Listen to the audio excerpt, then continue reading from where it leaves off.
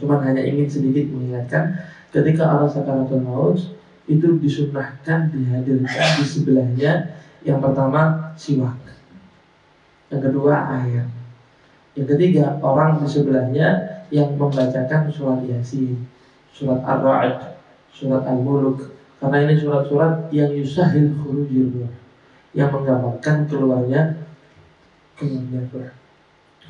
ruh, walaupun ketokan nih kelihatannya cuma sebentar dok, cabut hari selesai, ya, cuman rasanya yang dirasakan oleh si mayit itu begitu dahsyat, begitu hebat, begitu istimewa rasanya. Kullu nafsin halikun illa wajhah. Setiap orang yang bernafas, bahkan ada sebagian mengatakan kullu nafsin, setiap diri atau jiwa halikun, akan binasa.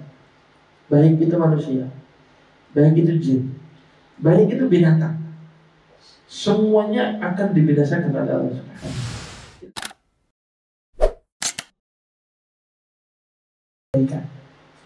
Allah kepingin hambanya baik, bukan dikasih uang, bukan dikasih kekuasaan, bukan dikasih ini, tidak. Al-faqih, al-fiqh lughatan al-fahm, yufahhimhu fid-din. Allah akan memberikan dia pemahaman tentang agama. Artinya bukan besok bangun alim, artinya bukan besok bangun langsung gak tungkat, gak imaman, gak jubah, ceramah. Artinya bukan besok langsung ini pendapat haram. Apa kok haram? Aku gak salah haram. Nah ini halal, polanya enak itu. Ini kan sebagian orang sekarang ada kayak gitu, ada model madhab dasar. Kamu dasar. Kalau ya, kalau nggak saya ngantuk itu ya di kiri lain. Tapi ini share apa ini?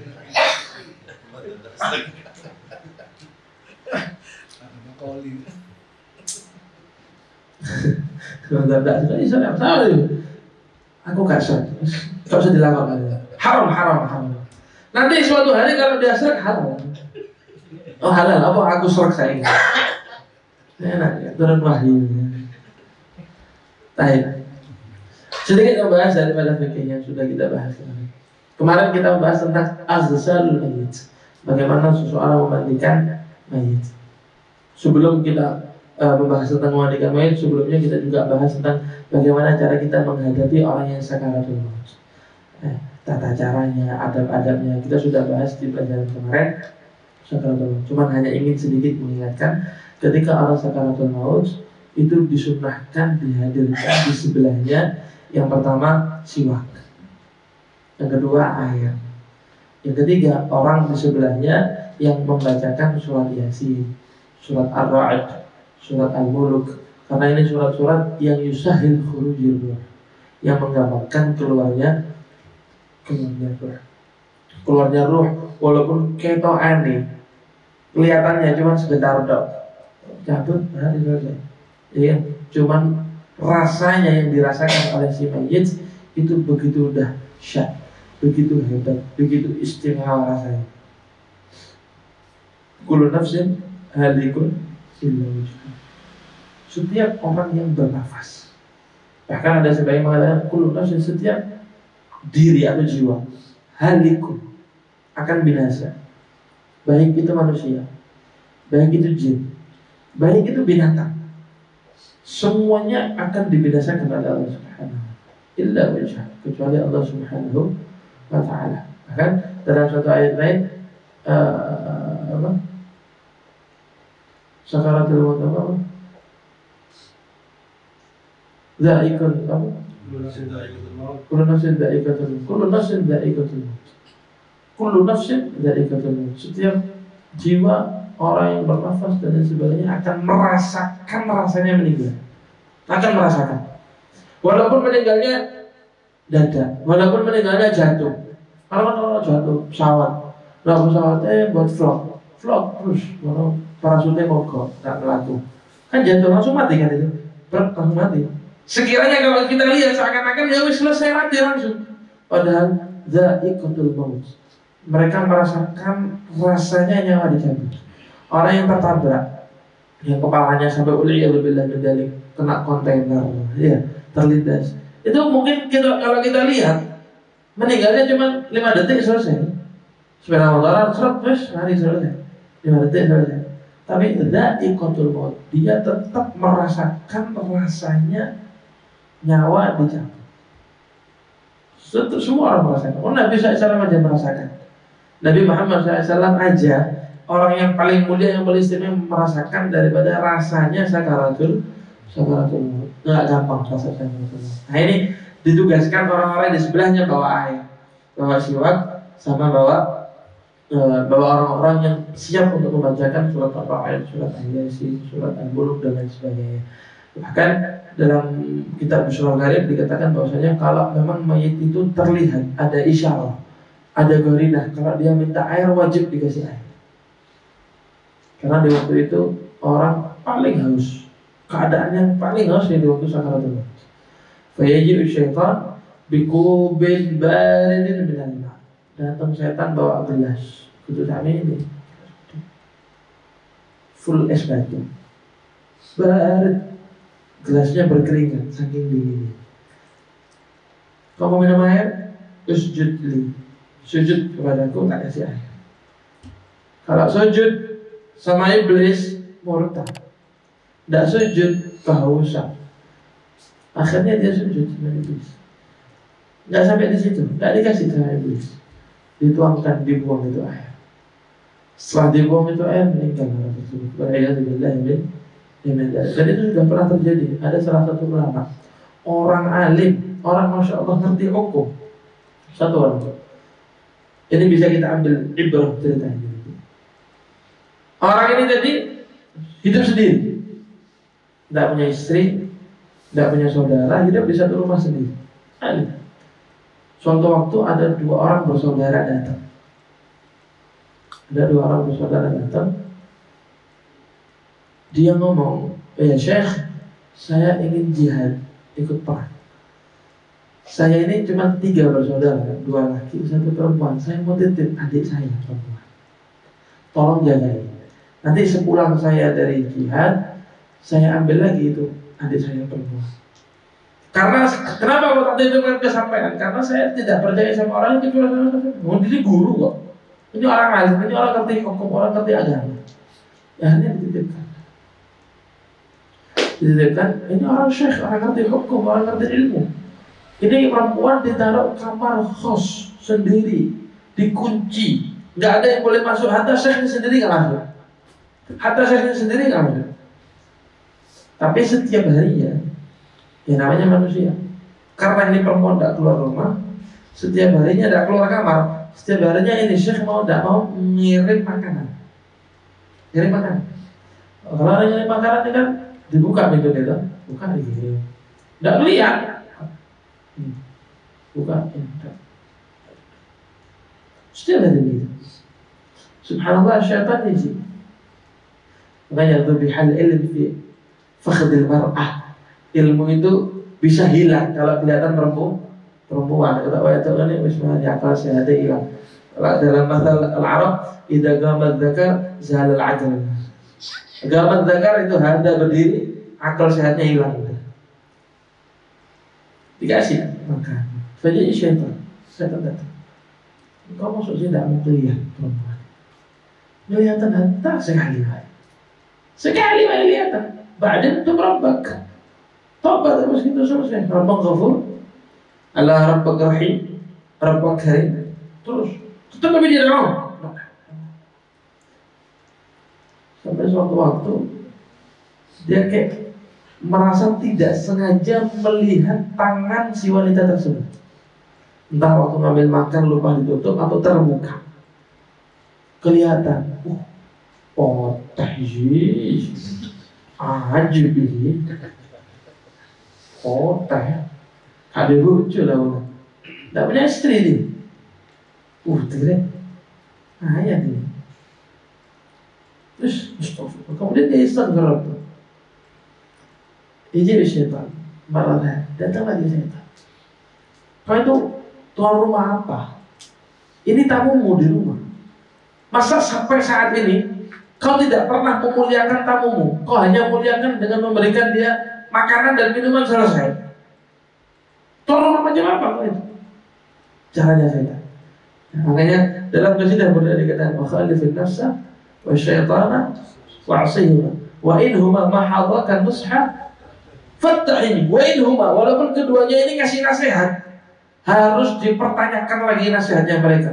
Wala tuti' minhuma khasman wala hakaman, jangan pernah taat sama mereka, baik dalam keadaan khasam atau dalam keadaan hukum. Fa anta ta'rifu kaidal khasmi wal hakami. Orang kalau musuh sama kita tiba-tiba ngasih nasihat, perlu dipertanyakan dan nasihatnya. Musuh begitu, orang. Mungkin berarti kan ada tujuan tertentu. Fa'anta ta'rif al-kaid khasmi wal hakim. Nafsu, syaitan, dua orang. Khalifin nafsa wa syaitana wa in huma mahadhakan nusha. Walaupun keduanya ini ngasih nasihat yang sekiranya atau kelihatannya ini murni nasihatnya, fattahimi. Oh, curigain nasihatnya. Ini ada apa kok berikan nasihatnya? Pasti ada selubung-selubungnya. Ya wis, akhirnya dia mulai terbujuk dengan syaitan. Masuk dia. Hanya sekedar mengantarkan makan. Masuk. Ya kalau yang dulu cuma tangannya, sekarang mulai badannya dikelihatan. Ini laki-laki, ini syekh, ini guru, ini orang alim. Jadi sudah sampai berapa lama, masuk lagi syaitan. Inna syaitan yajri ala bani Adam kama jara dam. Syaitan itu tidak lewat telinga, lewatnya lewat dam, seperti lewat di aliran darah. Masuk syaitan. Kau tuh singgena kok, masa kau kasih gerindra? Duduk, tanya ono ya apa dek, itu butuh apa? Kabar ya apa, sehat? Nah kalau sakit perhatiin no, kasih ono apa? Itu kan nasihat ini kan. Bagus tidak kira-kira? Kalau ada tamu di rumah, itu ya apa? Butuh apa? Masuk nasi torek, kasih ono masuk dalam ya, butuh kebab, butuh minuman ini kan begitu. Kalau sakit ngomong, tak beli panadol, tak beli obat, mau teh panas, mau jeruk panas, kan begitu. Ini nasihatnya syaitan kan bagus. Wa'in mahalla kan nusha, tahim tetap harus dicurigai. Akhirnya ya wis. Dan syaitan lama-lama ini ulama, ini syekhnya tadi duduk sama ini. Perempuan tadi duduk, kasih makan. Duduk, dikasih makan. Duduk, tapi tidak ngomong, duduk, kasih makan. Terus seperti itu.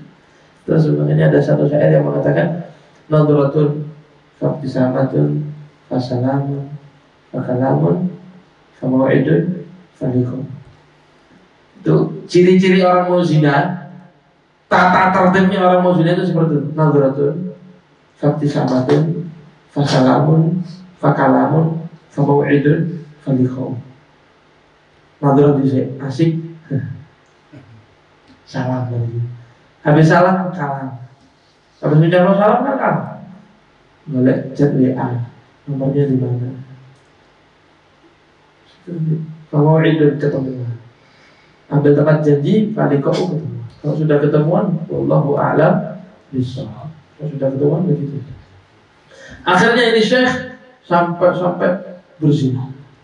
Dibujuk sama syaitan sampai berzina. Wal'iyadzubillah min dzalik. Sudah berzina, bingung. Didapati itu adik perempuannya hamil. Adik perempuannya hamil. Takut itu. Ini dua saudaranya sedang perang. Kemungkinan mati, kemungkinan hidup.